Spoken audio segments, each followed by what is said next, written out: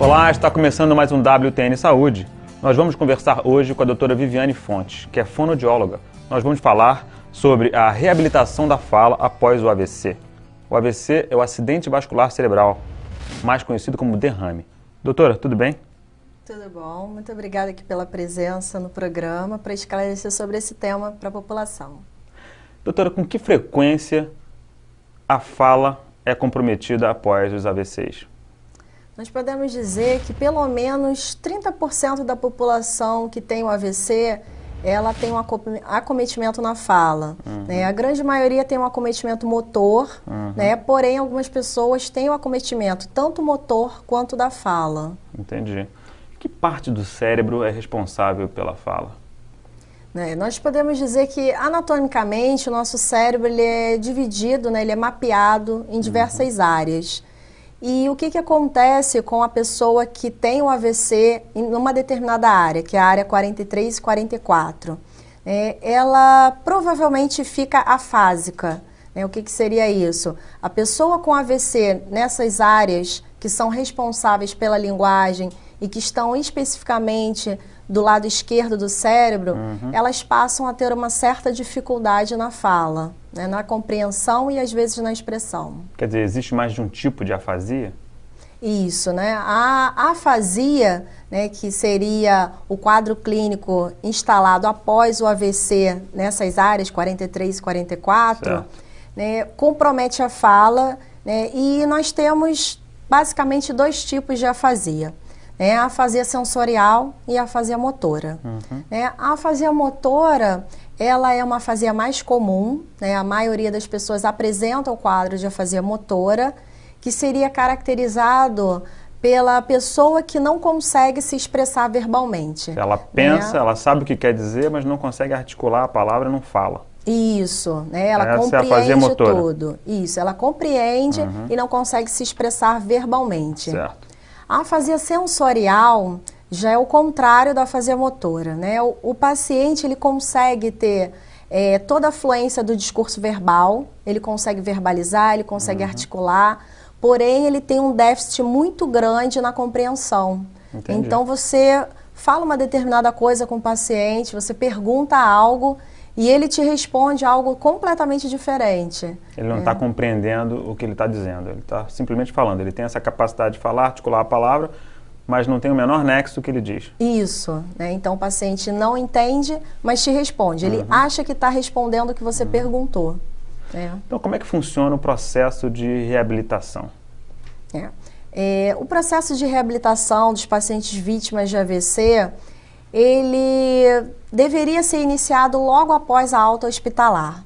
Então, a maioria dos pacientes vítimas do AVC, eles ficam internados, eles passam um período de internação até se estabilizar clinicamente. Após essa estabilidade clínica, esse paciente ele tem alta, ele vai para casa e seria nesse momento que o paciente deveria iniciar o tratamento fonoaudiológico e muitas vezes o tratamento fisioterápico. Assim, logo após a alta hospitalar. Certo. E em que consiste esse tratamento? Assim, bom, esse é o momento ideal do início do tratamento, né? Teve o AVC, se recuperou clinicamente, se estabilizou, foi para casa. Então, nesse momento, você inicia o tratamento, tanto fisioterapia motora como fonoaudiologia. Fonoaudiologia, isso. E aí, como você faz o tratamento? Em que consiste essa recuperação? O tratamento fonoaudiológico, ele consiste basicamente no paciente recuperar a fala ou conseguir fazer com que esse paciente compreenda o que é dito, né? Tanto na afasia motora quanto sensorial. Então, o tratamento de fono, ele consiste em esse paciente, pelo menos 2 vezes na semana, estar sendo estimulado mentalmente, né? Através de exercícios tanto articulatórios, exercícios de linguagem, exercícios cognitivos, né? Estimulação de leitura, estimulação da escrita, porque muitas vezes esses pacientes, eles perdem também a capacidade de ler e escrever. Então, basicamente, o que é feito com esse paciente? Ele deve ser estimulado pelo menos 2 vezes na semana para que esse estímulo que ele ganhe numa primeira sessão seja reforçado na segunda sessão e ele consiga memorizar isso e numa próxima sessão ele consiga adquirir mais um outro tipo de conhecimento. Mas me diz uma coisa, no cérebro, lá na área 43, houve uma isquemia, um derrame, ou isquêmico ou um derrame hemorrágico, que seria o derrame propriamente dito. E aí aquele pedaço do cérebro responsável pela fala morreu. E aí ele precisa estimular outras áreas. Eu quero dizer, como a fonoaudiologia ou essa fisioterapia, né, fonoaudiológica ajuda nesse processo? Como é que funciona isso? Conforme nós vamos estimulando o paciente a organizar o pensamento, a recuperar dados da memória a longo prazo, as áreas adjacentes à área da lesão tendem a recuperar parte da função da área tentar suprir lesionada. Aquela necessidade, né? Isso, ela tenta suprir a função da área lesionada a fim de que esse paciente consiga recuperar parte da sua fala, né? Porque como houve uma lesão, a maioria dos pacientes realmente ficam com uma sequela na fala.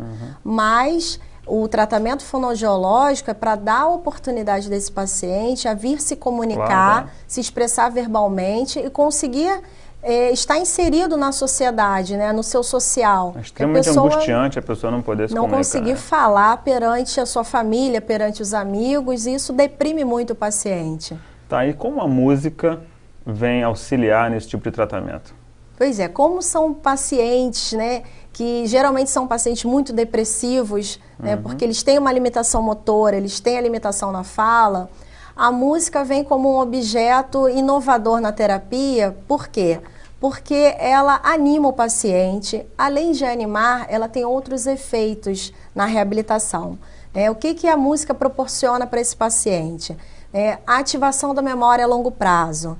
Então, geralmente, a gente utiliza o quê? Músicas que eram do conhecimento desse paciente.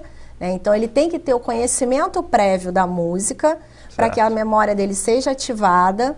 E, a partir daí, essa lembrança, né, faz com que ele consiga falar, né, mesmo porque o mecanismo anatômico, né, da musicalidade, das emoções, da arte, está muito ligado ao hemisfério direito. E esse hemisfério direito nos pacientes muitas vezes está preservado. Então, quer dizer que o indivíduo consegue cantar, mas não consegue falar. Isso. Muitas vezes ele não consegue falar, mas canta. Né? E como esse paciente, muitas vezes, durante uma sessão terapêutica, ele canta, né? Eu tenho o costume de estar filmando os pacientes. Para quê? Para que ele tenha um feedback visual. Para ele se ver falando, cantando, né? Isso mesmo. Então, ele consegue visualizar, né? Ele vê que ele consegue cantar, que a boca está mexendo, que ele está articulando, que está saindo som e está saindo a sua voz. Então, e a partir daí ele consegue incentivar. É você reensinar, ou seja, é você ensinar ele aprender a falar com o lado direito do cérebro, né? Já que necessariamente o lado esquerdo era o responsável pela fala propriamente dita e como essa área do cérebro está comprometida por causa do AVC, você sacou que do lado direito ele tem também essa capacidade de falar porque a questão emocional da arte, a musicalidade. Então ele vai ter que aprender a falar com o lado direito. É basicamente isso, né? Isso. Você faz essa estimulação cortical, né, do lado direito, ativando também o lado esquerdo e a partir daí se torna um mecanismo facilitador para esse paciente. Muito legal. Quer dizer, esse tratamento já está então consolidado? Isso. Na verdade, esse trabalho vem de pesquisadores da Finlândia, né, que fizeram um trabalho com relação a pacientes vítimas de AVC, que um grupo era estimulado com música e um grupo sem música. Né, e os pesquisadores conseguiram observar que houve grande melhora na produção oral desses pacientes estimulados com música. Né, e aqui no Brasil a gente está divulgando esse tipo de trabalho para benefício da população, é claro, né? E a gente vem observando a longo prazo que esses pacientes apresentam uma grande melhora, né? Principalmente aqueles que têm lesões pequenas, né? E que são lesões recentes. Bom, o recado está dado, né, para as pessoas não se acomodarem com a deficiência, existe ainda um caminho, né, de recuperar a fala após o AVC. Bacana. Tá bom, muito obrigada pela participação aqui no programa. Doutora Viviane, o WTN Saúde, que agradece a sua presença aqui. Espero contar com a sua presença eventual e sucesso nessa nova linha de tratamento. Muito obrigada. O WTN Saúde vai ficando por aqui. Até a próxima.